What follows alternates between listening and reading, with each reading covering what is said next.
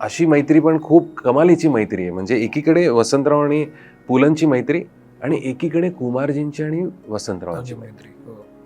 म्हणजे सांगीतिक पण म्हणजे माझ्याकडे जवळजवळ 60 एक पत्र असतील कुमार काकांची की वसंता मी आज हे नवीन केलंय, कधी एकदा तुला ऐकवतो असं झालंय. ते काट्यात आहे. किंवा असं एक माझ्या आजीनी मला सांगितलं होतं की त्यांना इतकं एकत्र राहायचं होतं की त्यांनी ते जे राहत आहेत देवासला त्याच्या समोर एक प्लॉट बघितला होता. ते म्हणले वसंत तू इथे ये, आपण गाणं करू.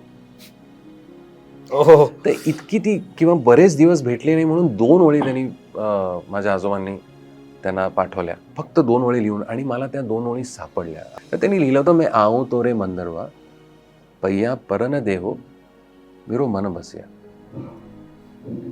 आणि फक्त कुमार काकांच्या 2च ओळी आल्या, अरे मेरो मढैया तोरा आहे रे, काय धरे चरण मेरो मन बसिया. काय बोलतो? हो.